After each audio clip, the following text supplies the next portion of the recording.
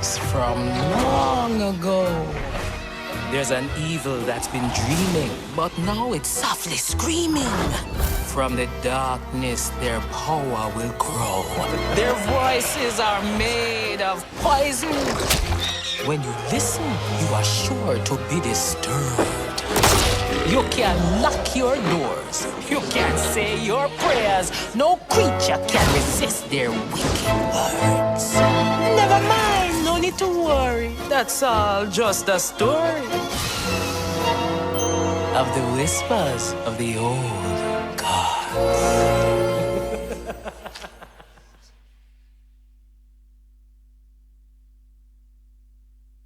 Welcome back, everyone, to the StarLadder iLeague StarSeries Season 2. I'm Noxious, and with me is the lovely Firebat casting the matches today. We're onwards to the third match of the day, which is going to oppose Kranich versus Ostkaka. So these two players have lost their first match, and they're going to be disputing this one.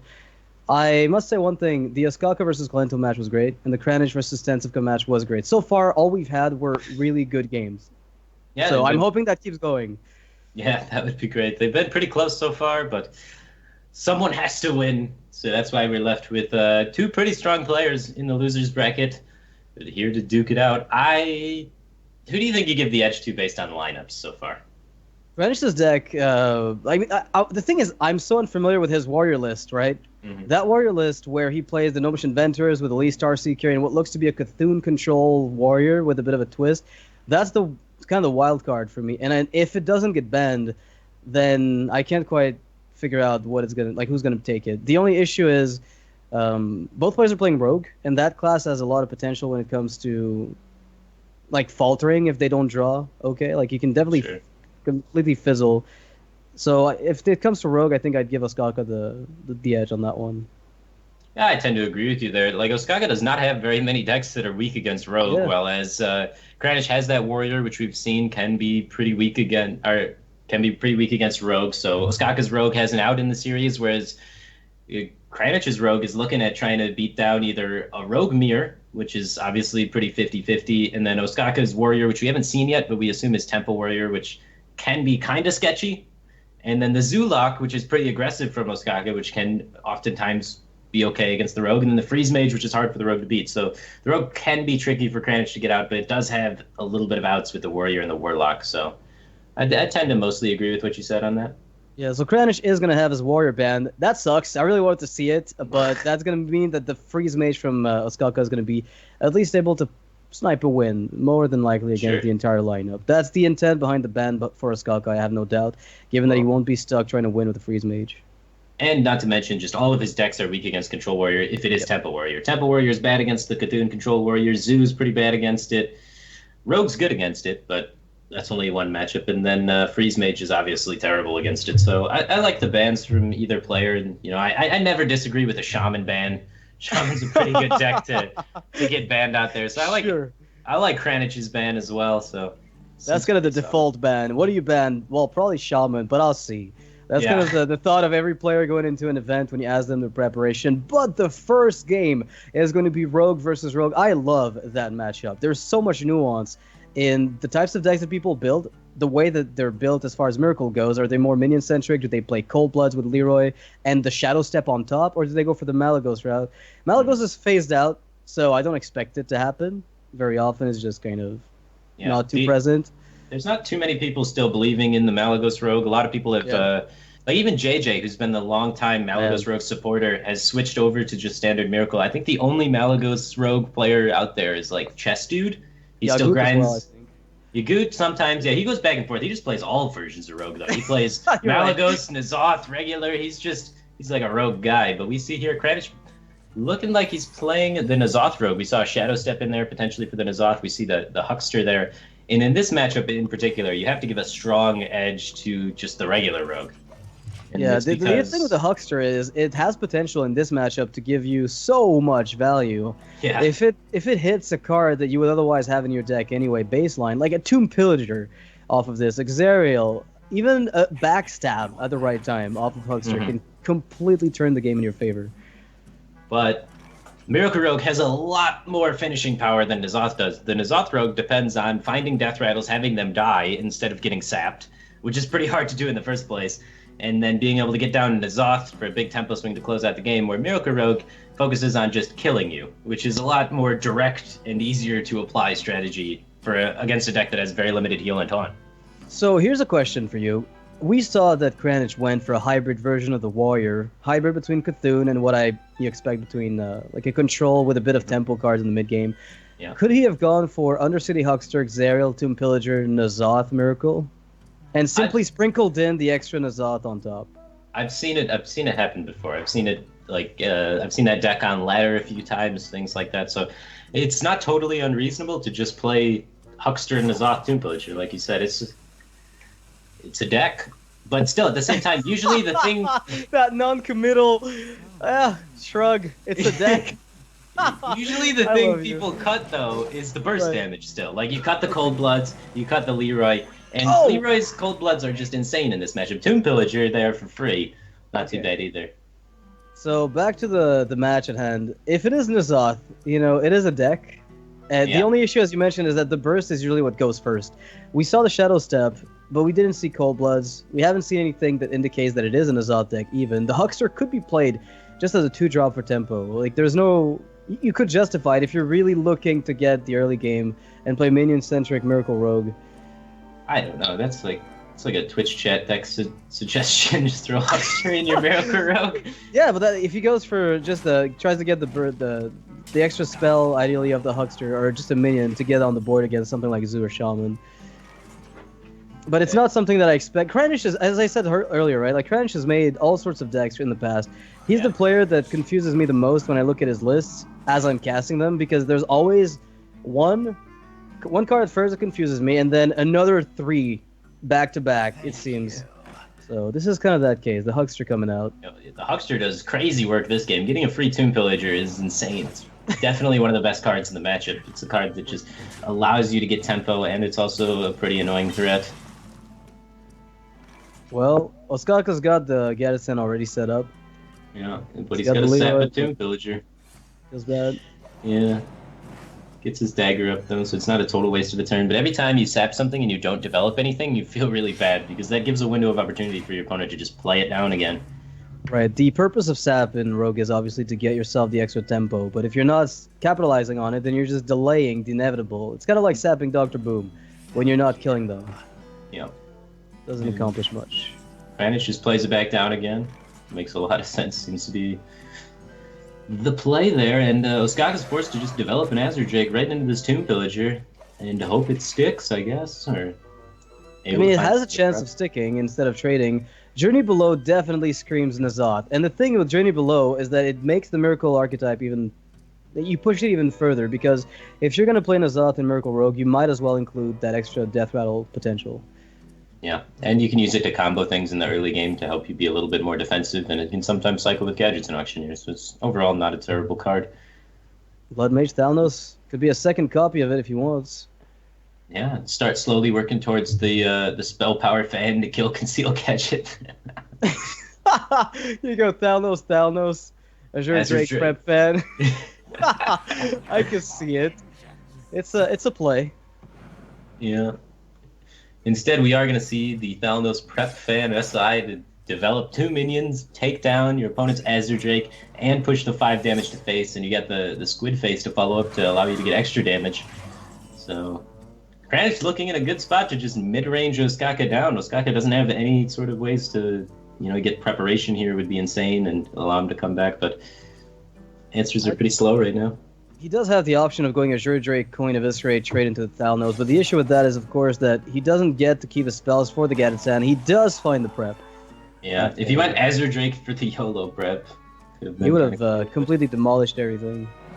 Yeah, he's going to set up to potentially Gadgeton next turn, it looks like.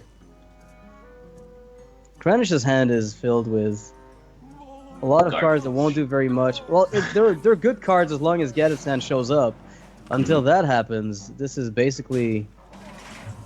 Yeah, this is where the lack of burst becomes a problem, because if you're playing normal Miracle Rogue here, then Kranich is just in a spot that he's getting very close to being able to just kill Ostkaka if he draws like all the cards that aren't gadget, But in this case, not so much. It looks like the preparation will cycle an additional card. He'll have the Eviscerate, the mana for everything. He can fan to cycle 2 more, kill the 3/2. The board is cleared and he gets the Gadgetzan on board. That's a dream scenario. Yeah. He can, if he wanted to, look for the Conceal, but I don't like looking for the Conceal because he has the second gadget in hand, so I like the Eviscerate trade. Kranich has 6 damage on his dagger now. Ostkaka at 19 life, but... Well... Journey Below. That could be... another squid face. Well, you might as well. The dagger, yes. For that Squid Blade Fury, face you don't Shadow play anymore. Strike. Okay. 5 damage dagger is pretty cute, though. It's a lot. Actually, it's kind of dangerous because we haven't seen Eviscerates come out yet. Mm-hmm. There's a chance that this ends up building. Whoa! Oh. He wants to maximize the damage. I see. Yeah. He 12 doesn't damage from expect the squid face to die this turn, I guess. Right. Ostkaka's got an awkward hand, but he does have a lot of damage in it. He's got 20 damage in his hand over 2 turns. So he's just missing 6. Yeah, now the big question is, do you ever... Because the question is, you have to re-dagger before Deadly, yes or no? Or do you count on just cycling to get Leroy to kill? Because you could just drop 2 4-drops and be happy with it. Yeah, I really like dropping 2 4-drops. Getting another coin for Gadgetzan seems pretty good. I also like Azure Drake Backstab Trade Redagger, so you have that dagger ready to cycle with Gadgetzans with the Deadly Poisons. Those are kind of like the 2 lines I think are the strongest here. Right. The other one walks into Sap really hard, and you've seen our opponent kind of hang a bunch of cards in their hand, so you can kind of assume that they're pretty likely to be potentially Saps or even Eviscerates, which makes this line really scary because you're taking 4 damage and then giving your opponent 2 additional damage. So it's like taking 6 when you see your opponent holding back a bunch of cards. But Ostkaka firmly believes that those are Saps and not Eviscerates, so it's going to be okay here. Yeah, I really like the play that both players have been making. So far, they're consistent with a long-term win. The only issue with for Ostkaka is he did use a Sap very early in the game. He's used an Eviscerate already to trade.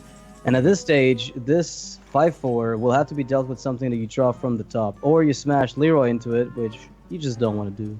Yeah, you definitely don't want to do that. And yeah, Ostkaka has some outs here. You can find another Eviscerate, another Sap, a Shadow Strike, things like that. Likely going to play the Conceal before the prep here. Just get as many options as he can. Whips again, so he's playing the Cold Blood. Try and find as many options as he can. Chances to find that 2-mana spell or that Shadow Strike to be able to clear that. He does pick up the Sap now, so he can prep Sap. And he's right back in it. And Kranich's deck, being the N'Zoth archetype, no way to close out this game. Yeah, the one thing that this deck wanted, or absolutely needed, is to get something like a Tauren from the thing like Journey Below once or twice, and then play N'Zoth on a turn like this one, where he's actually going to be safe from the damage output. Mm-hmm. Right now, there's really no way that's going to happen. And the Coin Sylvanas... Coin Sylvanas prep Shadow Strike, steal the Gadgetzan. But he doesn't have the Shadow Strike. Close enough. If he had Eviscerate or Shadow Strike here, it'd be that would so be beautiful. dirty. Yeah, it would be absolutely dirty of a play to make, but... Fortunately for him, he's going to opt to not play Sylvanas. And fine, he can hold on. He is dead. I see Leroy. Yeah. I see Southsea. I see Cold Blood. I see damage. I see death. Yeah.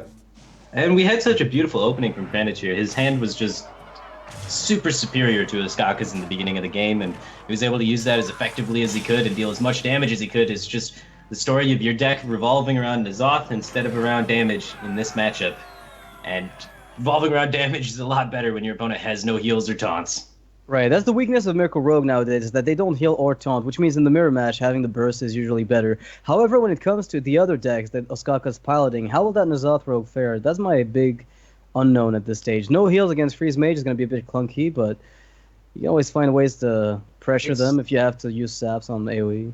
Yeah, it's got to be better against Freeze Mage than just standard Miracle Rogue. Standard Miracle Rogue being like 20% to win against Freeze Mage just because they can fatigue them out, and you can't really fatigue out N'Zoth Rogues, so the Freeze Mage does actually need to connect to the damage, so you have a little bit more of a chance, maybe 10-20% more chance, so it's still very bad for your Rogue, but it's manageable against Temple Warrior. I think I don't know, I think it maybe even is a little bit worse against Temple Warrior and a little bit worse against Zoo to be going with the N'Zoth variant over the Miracle. I mean, hucksters really help against Zoo because they usually end up trading pretty well. The upside of playing that N'Zoth list is really the fact that you have Journey Below. And if you have Journey Below, then you can pick up a minion that adapts to the metagame or the deck that you're playing up against. So if it's Control Warrior, then at least you have access to an Uber-Rock, which gets stolen by Sylvanas 50% of the time. I guess, yeah. But the times you can actually get some mileage out of that one-cost spell might make up for some of the drawbacks of it. I don't know. I'm trying to defend that deck, Firebat. You don't believe in it. Life Coach does. I really don't believe in it, if I'm honest with you. But I'm a big-time just regular rogue player, so it's hard for me to like give up my roots with just standard Milk Rogue and switch over to the N'Zoth Rogue. But we do see it come up against the Freeze Mage from Ostkaka. And I think this is one of the matchups where the N'Zoth variant is a little bit higher odds of winning than the standard Miracle variant, just because you can't be taken to fatigue nearly as successfully. So I still don't think it's Rogue favored, though. I think it's definitely Mage favored. They just have so many tools to be able to kill you. They Alex you. Most of the time, it's just a Fireball and a Pyroblast away from killing you. Yeah, with no healing, or at least with very little healing, it's difficult, which I think is why we've seen some Rogue lists. When they start straying away from the conventional Miracle Rogue, some people include the Earthling Farseers as 2 copies, and then they add a Shadow Step in. So that gives them versatility in the Shadow Step with the ability to heal twice, which is basic Farseers. I've seen Cthulhu lists run that. I haven't seen many N'Zoth lists go for that approach. Yeah, we do see Kranich having Earthling Farseer, Shadow Step, maybe second Earthling Farseer, and maybe that's just enough to allow him to swing this matchup with the just constant death rattle pressure. Yeah, but there's a lot of card draw in Ostkaka's hand. This is a dream opener for him. Yeah, and the Emperor. All the draw and Emperor. It's going to get really nasty really fast for Kranich. It's double Shadow Strike. 2 Shadow Strikes. That lowers the odds of like a second Farseer, right? Because absolutely. Yeah, that's one of the cards you would run over Farseer. Double Novice. Are you kidding me? What is this? Yeah, I think with Ostkaka's hand right now, he wants to make sure to save Blood Mage Thalanos for just doing more damage. Yeah. So he's got enough draw. He's got draw for days, so I think he can afford to do it and just double Novice this turn. And, would you ping Phase to maximize damage output? Or are you looking to hit Emperor on the perfect cards all day? I think you just want to hit Emperor and good cards. Just draw as much as possible. Try and find a Loot Hoarder or something to fill out your curve next turn with Arcane Intellect, or maybe a Frostbolt for removing some minion your opponent plays. And the amount of card draw in Ostkaka's beginning is absolutely ridiculous. You know, for all the games where you find none of it, this is the exact opposite. Yeah. Unbelievable. He's found 2 Novices, 2 Loot Hoarders, 2 Arcane Intellects, and Acolyte of Pain. Yeah. I mean, I don't even know at this stage. This is it's going to be pretty sick. Now, Kranich has the option. I mean, with preparation and the double Abyss, you will eventually have quite a bit of burst. Yeah, do you ever just Shadow Strike Face here? I think you do, right? Oh, he goes for it. 11 damage pushed. Yeah, I like it. This is one of the ways he has a chance of winning the game. Just getting all this damage in as fast as possible with both these Eviscerates. That's another 10 potentially if Spell Power sticks around. And Kranich has to play reactively here because you can't just play Emperor on this board. With 9 damage facing you down at 10 health, you saw him go face with a Shadow Strike after a prep.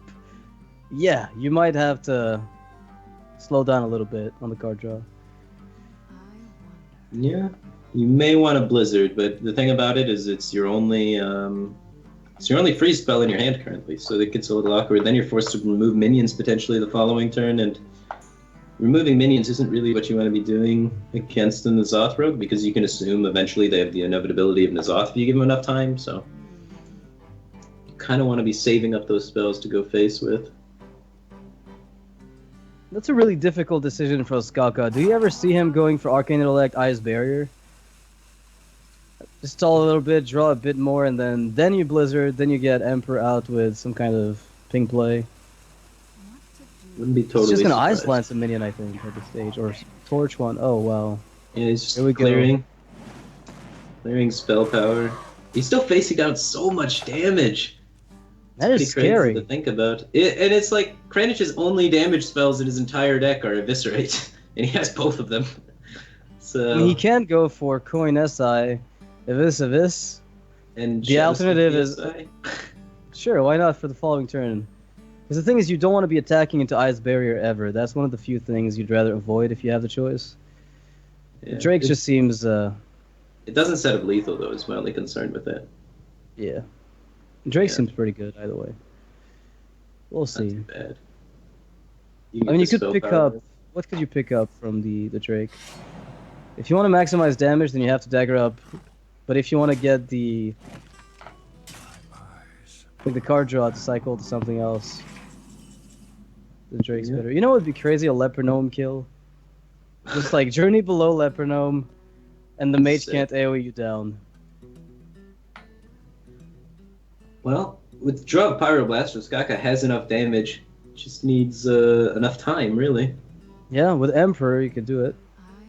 Need a bit more card draw as well. Okay, that suddenly got dangerous. You can get Forge freezing that 5/4 just based on this. Mm-hmm. And then the question is, does the rogue kill you this turn? The odds of it are pretty slim if you know it's N'Zoth, given that there's no Leroy Coldblood shenanigans. Yeah, it shouldn't happen, but it looks like it might. Yeah, so, looks like SI, Shadow Step, SI, Dagger hit for exactly lethal on 7 mana plus a coin. That was an insane game. How the hell? Both players drew all their burst on one side and all their draw in the other. Both thought they were in a good spot. Yeah, you see Ostkaka smiling here. It's like almost impossible for N'Zoth to kill him at this point. He runs double Eviscerate and 1 Shadow Step, and he needs to connect the Shadow Step with the SI to turn it into damage. Other than that, he has no damage in his deck out of hand. So there's no way Ostkaka thought he was going to die there. It requires those exact cards to kill him. And there needs to be the coin. So it's a 5-card combo to kill Ostkaka on turn 7. So absolutely ridiculous there. And if Kranich didn't have that, Ostkaka goes like Ice Block, Fireball, and sets up a Pyroblast lethal, so over 2 turns. Yeah, I really like Kranich's decision to go for that prep Shadow Strike. You know, a lot of people might have decided to hold on to the Shadow Strike, but he opted to use a very precious resource, number 1, prep, onto a Shadow Strike to deal 6 damage with the spell damage, which actually mattered. Like, that 1 extra damage from the Drake was crucial. So very well played by Kranich and Ostkaka. I think the hands from both players, they both thought they were winning this. Yeah, they both definitely did. And Kranich taking that Shadow Strike play, as you said, is what won him the game. So very well played by Kranich, able to just eke out a win in a super unfavored matchup there. Well, it's going to be the Tempo Warrior from Ostkaka versus Kranich's mid-range Hunter. Now, we see the Stranglethorn Tiger, which is now a pretty standard 5-drop in those decks, as it is hard to answer. If you expect Rogue to come up, it's also pretty good against Saps. And we see Desert Camel. And 2 Stranglethorn Tigers, because he mulliganed it away and got another one back. So he's running 2 Stranglethorn Tigers in his deck and 2 Deadly Shots in his deck. So seems pretty rogue-focused for the most part. Generally speaking, this matchup goes in slight favor of the Temple Warrior, unless it's like a double Kodo Hunter, then I'd say it's maybe in slight favor of the Hunter, but it's fairly 50-50 of a matchup. It's whoever gets the board first and starts snowballing it, really, and for the most part, that's usually Temple Warrior. Their early game drops just line up a little bit better against Hunters most of the time. Yeah, and the thing is, both of them use their weapon the same way, except one of them has a weapon that costs 1 less. So if the Eagle Hornbow and Fiery War Axe end up being a factor in the game, very often you'll find that the Warrior snowballs even faster. Kranich, faced with a Berserker, has to decide what he wants to do. What 1-drops are in Ostkaka's deck? There's none, right? Nobody plays N'Zoth's first mate. Ostkaka wouldn't dare. South Sea Deckhand, Finley, yeah, those are kind of the only ones, I guess. Just gonna Deadly Shot it, get rid of it. Ostkaka used the coin on it, so the Deadly Shot's not too bad, going 1 for 1 on it. And you can assume that... Oh, nice. There you go. That's the best way to contest Accolade on this board currently, so I like that a lot. Also gives you a pretty good chance of finding a Houndmaster connection the following turn. The misconnections, Houndmaster. When you see this, like if you're Kranich in this spot, are you ever worried? I was gonna say about Blood to Ichor if you're playing your 2/2 drops, because if you are, then you might be tempted to be a bit more cautious. That could have backfired, and the patron's there. We knew it, right? Patron Warrior. So Patron Warrior, Hunter does not have great ways to deal with patrons for the most part. So if the patron combo does come off, Hunter is going to be in a pretty bad spot. So right, we were being super patient here, playing around Kodo. Yeah, Ostkaka was telling me actually yesterday that he thought Patron was in a really good spot in the meta, so Not that surprised to see it, but still surprised, right? I thought for sure it was just going to be a standard Tempo Warrior. Yeah, I mean, I knew for a fact that Ostkaka really liked Patron when it was up. It's probably the deck that he played the most when it comes to the Warrior class as a whole.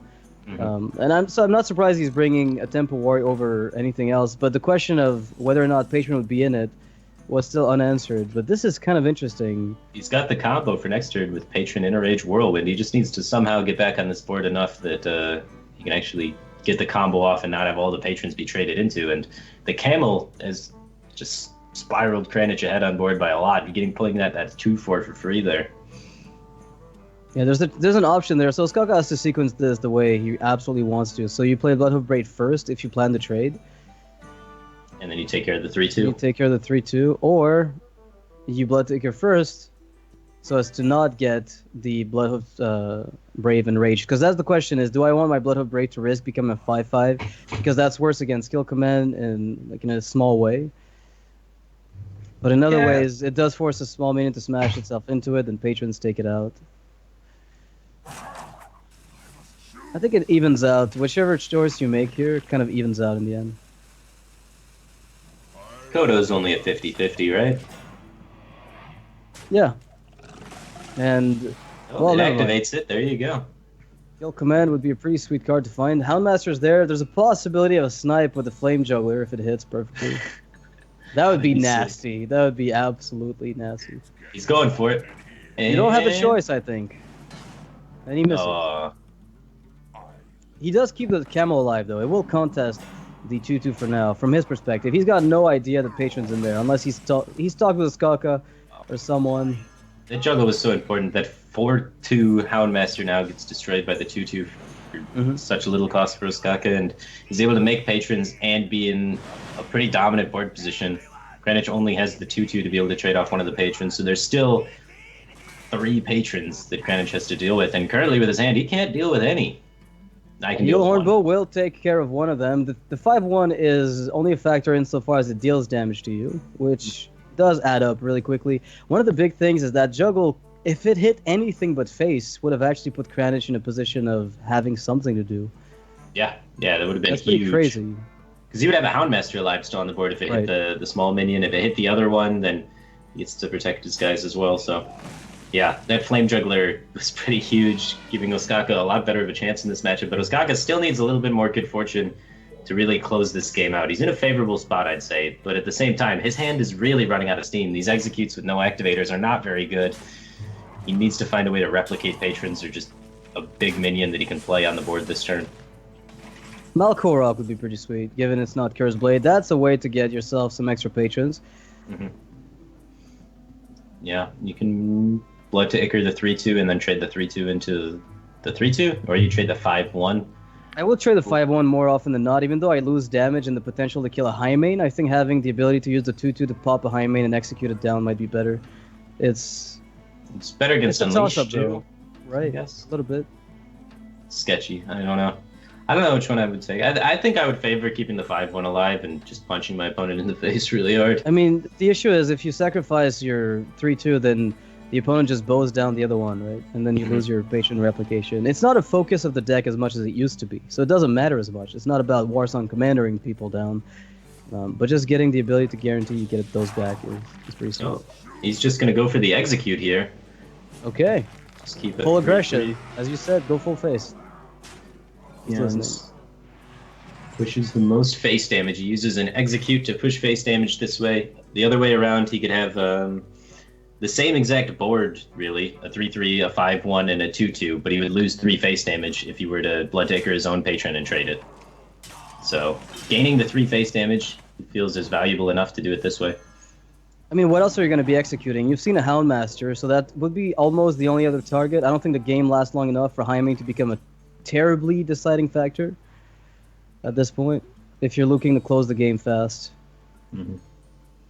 So, do you double trade, or you could just push all the damage? Like 11 damage to face is something you could consider, because War Axe gives you lethal over 2 turns.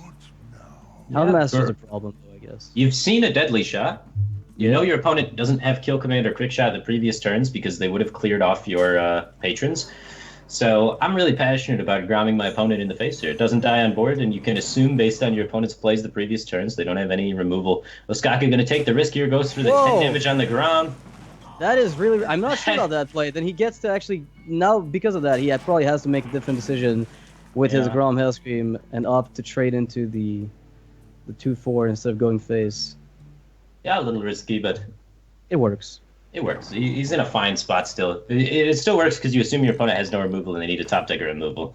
Just because they let the patrons live. You're not going to let patrons live against patrons, so they probably don't have a quick shot. And that is 2 card draws right there. There's 2 axes left in this deck. They could do it. That is neither of them. Mm-hmm. Yeah, it's 16 damage facing you down on the board, so very low chance that you die. Your opponent would need like quick shot into quick shot kill command or something. So you can pretty safely just jam face and play a bunch of dudes. You might keep... What you're going to do probably here is keep the Ghoul just so you can enable Execute if Houndmaster comes out and things get a bit awry. But otherwise, the Armor Smith frothing armor up seems very stable. Nice and clean. Yep. You got your mana efficiency taken care of, and... I mean, this Hunter's going to have to trade for the most part. Like, there's almost no way the Hunter kills you. And if he does, then it's kind of like last game. Yeah.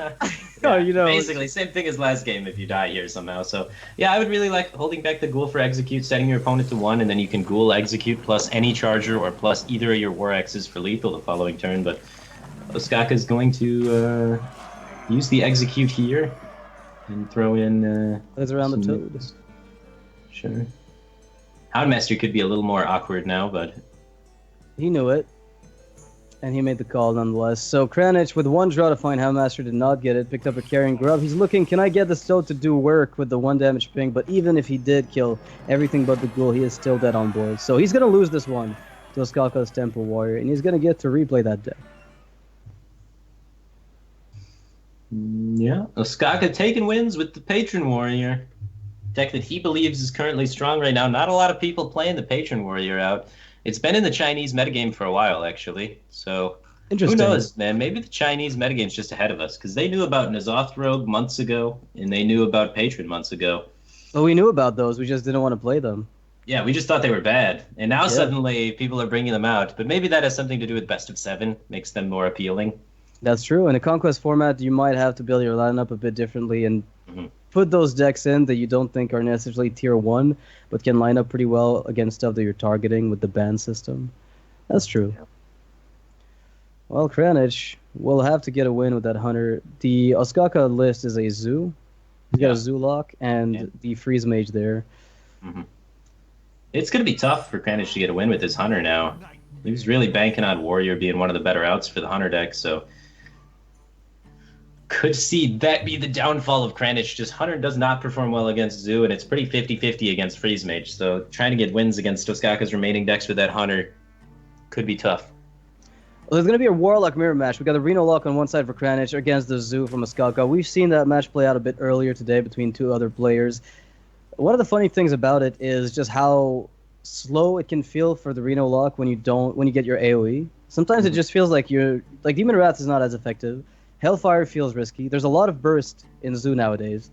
A lot more than there used to be. Even when people are switching back to Doomguard lists. Yeah, the Doomguard list, not as great against Reno as the Leroy list can be. Oftentimes in the past, Ostkaka has run like double Soulfire, double Power Overwhelming Leroy Zoo, and that deck does crazy work against the Reno Warlocks. But this deck, not so much. A little bit slower. He's got Sea Giants in there, he's got Doomguards in there, and...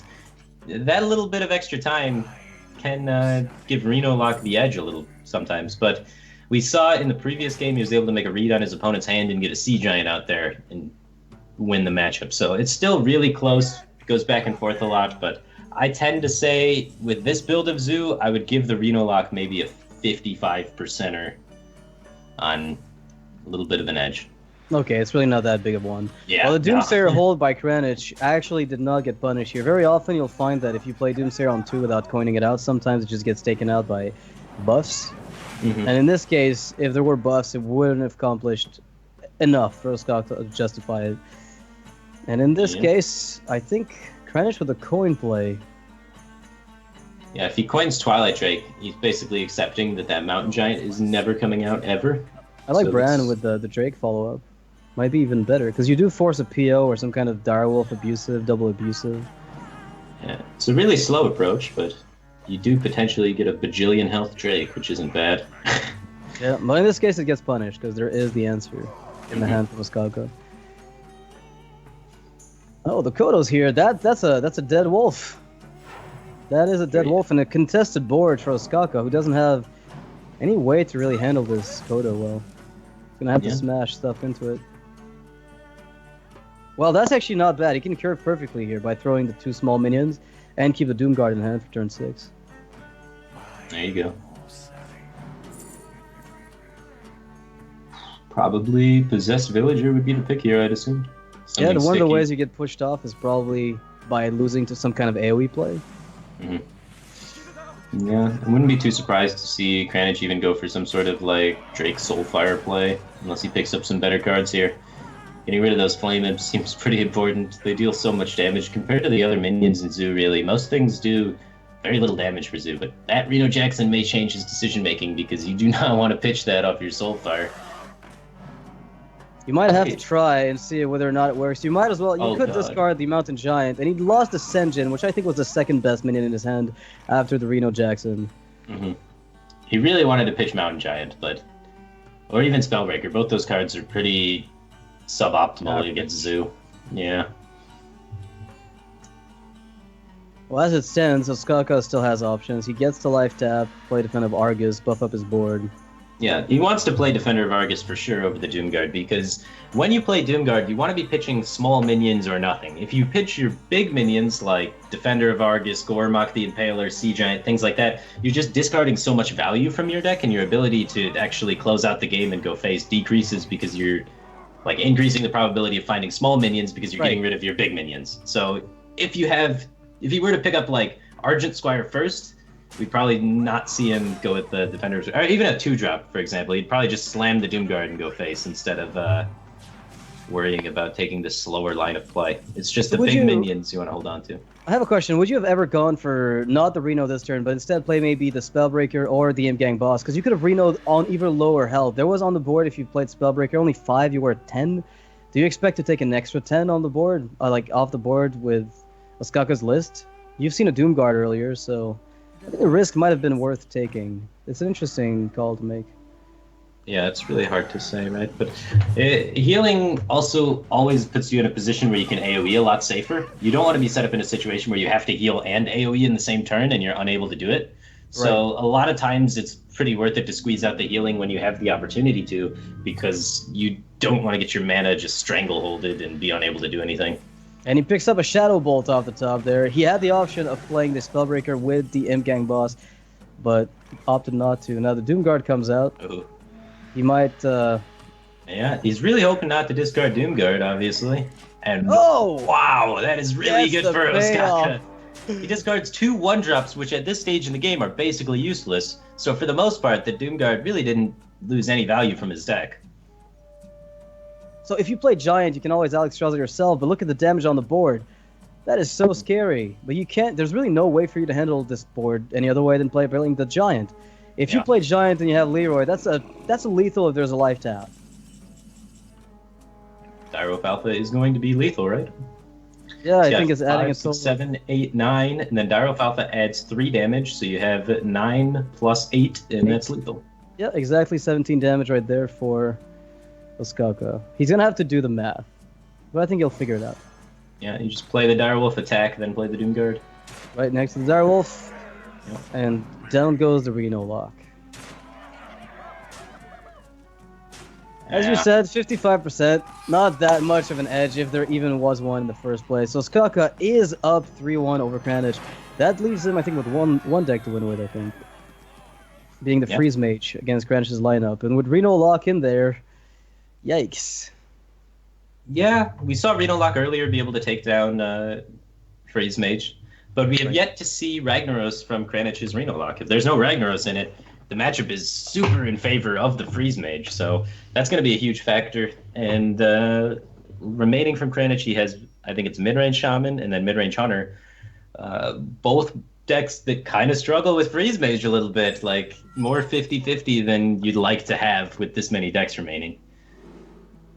Goes with the Hunter first, must feel that that's the most comfortable deck against the Mage, or maybe Or he's going the Fire least Bad style. comfortable. I was gonna say Fire Bad style, just put the bad deck first and hope it wins. That way maybe the other ones have a chance of doing their magic.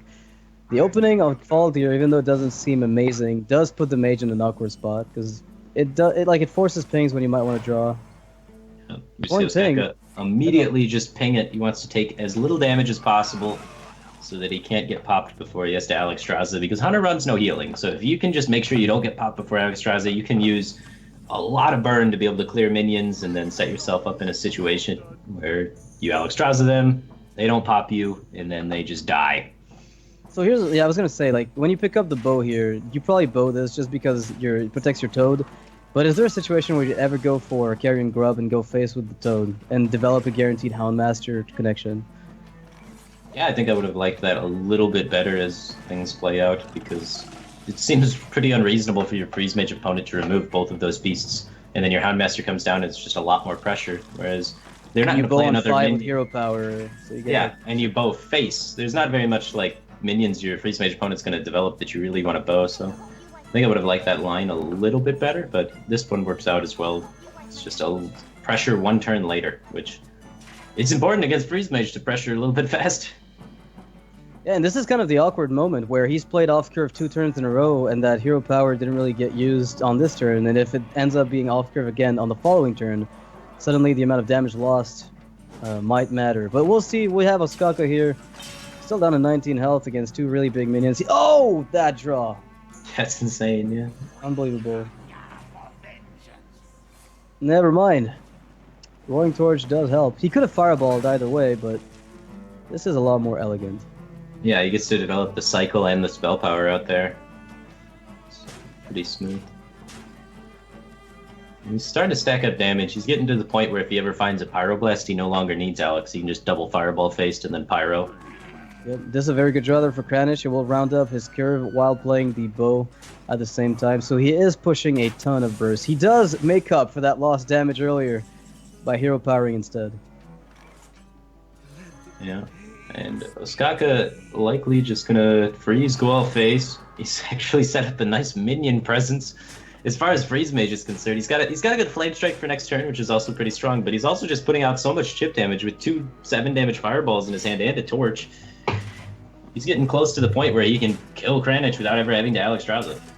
Yeah, it looks like Kranich is also able to pop the block next turn if he uses Quick Shot this turn. If he uses Quick Shot to pop him at 2 health.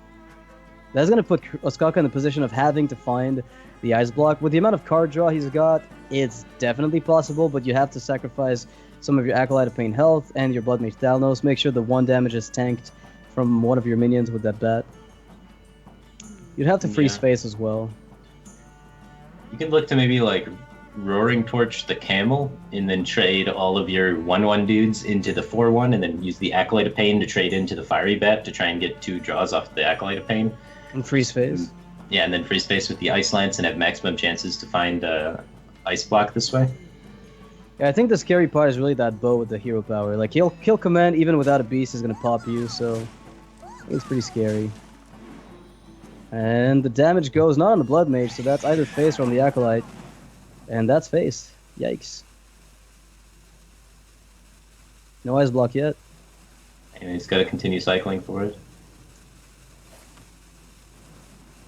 Not much choice.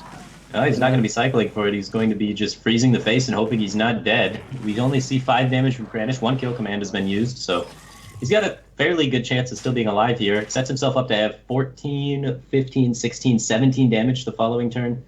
So not quite a lethal setup, so kind of interesting. You probably have to try to deadly shot at Blood Mage, though, because the amount of damage that thing puts together is scary. Like, if you're going to die to something like Fireballs and Frostbolts, it's now. Mm-hmm. Getting one of the deadly shots out of the way also allows you to have a higher chance to be able to deadly shot the Alexstrasza when that turn comes out.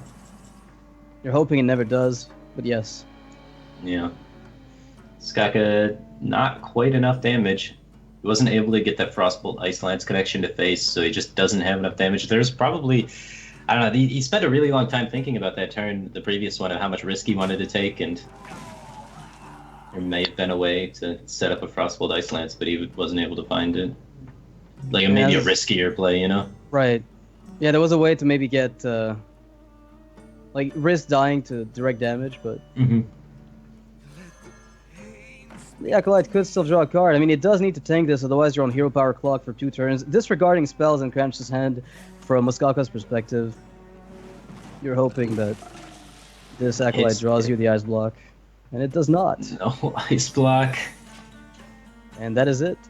With Quick Shot hero power, Ostkaka will go down to the mid-range hunter. Ha! All the wild. Just in case we needed more damage late game. It's an interesting matchup. I don't think with a hand like that I expected. Like the opener from Kranich seemed, even though he curved very well, it seemed like it was defused by Ostkaka.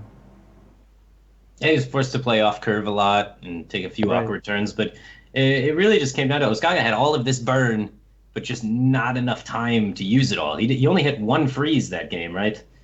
Until at the end there where he started getting Blizzard. But like before that, he didn't have any way to stop the damage coming in from Kranich, and it just added up too quickly. You wouldn't need a Doomsayer or some kind of Frostbolt early on just to defuse some of those early minions. It's going to come down to the Shaman versus Mage here. Kranich, can he take this and equalize the series? I don't know.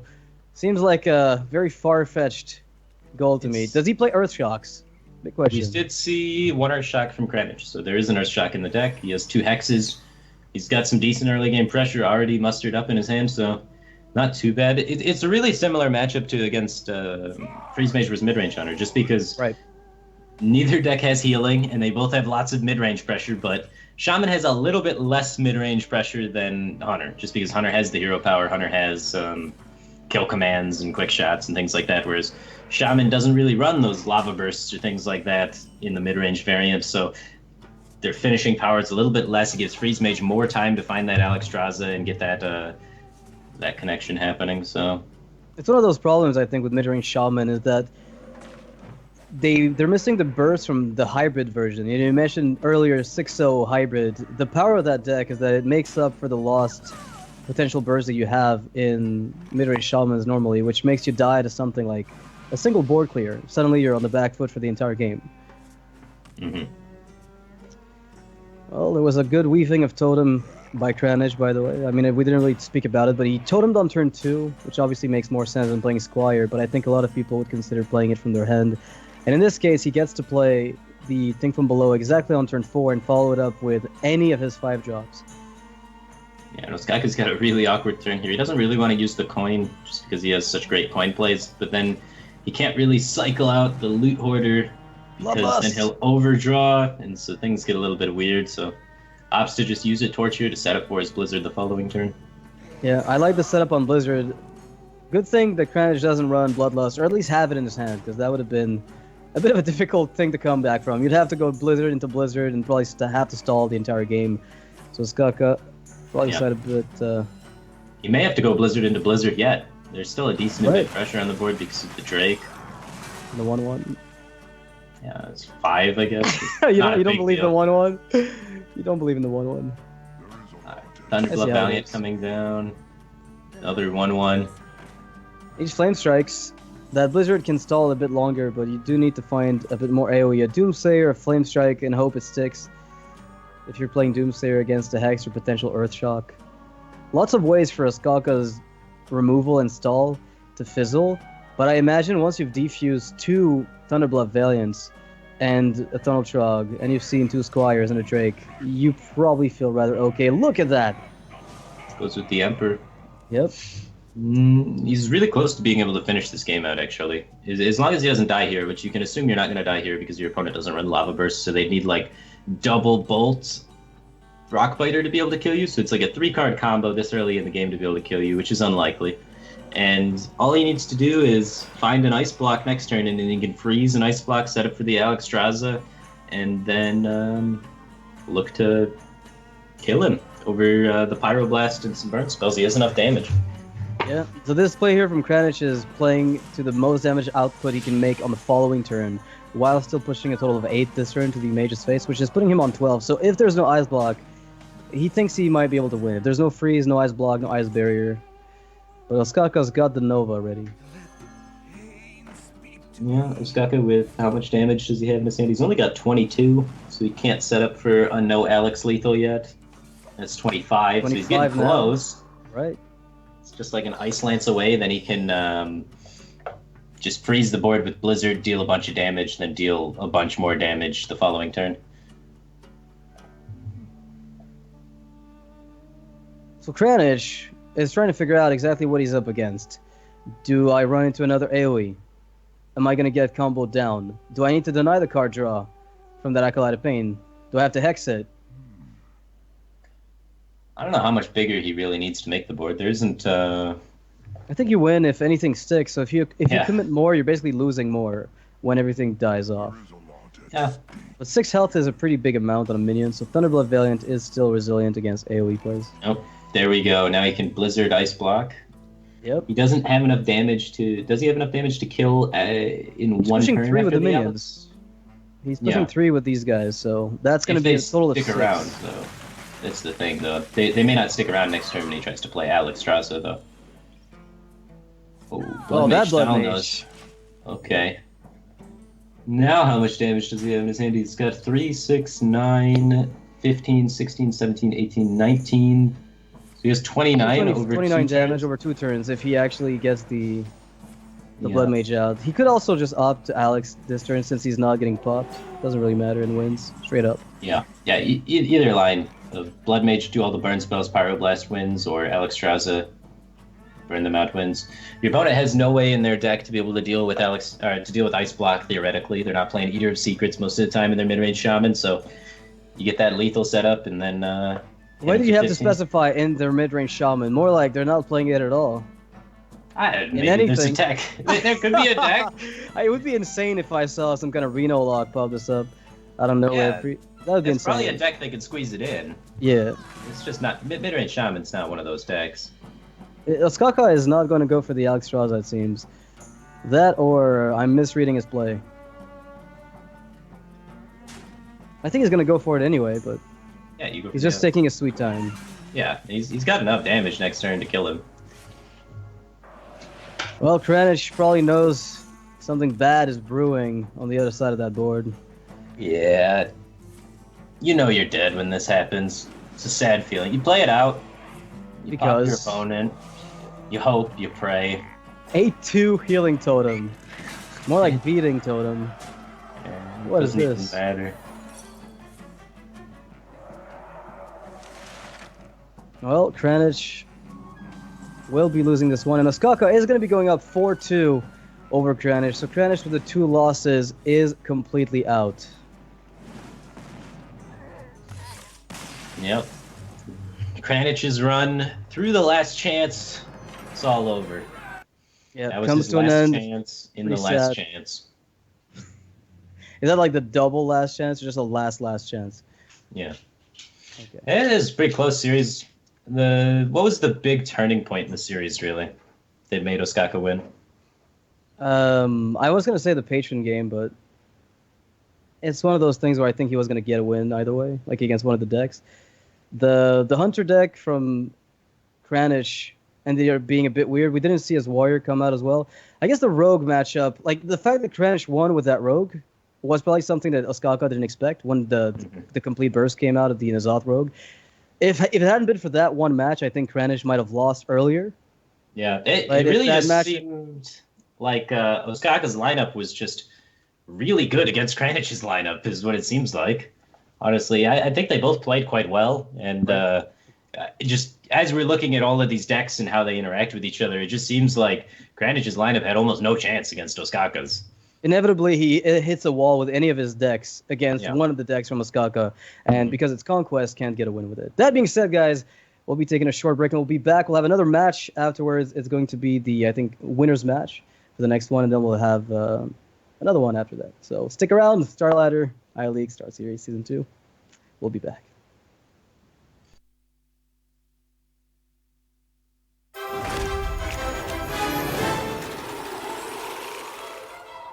From east to west, heroes are sent. seeking glory in the greatest of events. There are knights on noble steeds, those who will bring them to their knees. There are monsters to test their mettle at every turn. Legends will rise based on their merits. There's even pirates riding Paris. It's the grand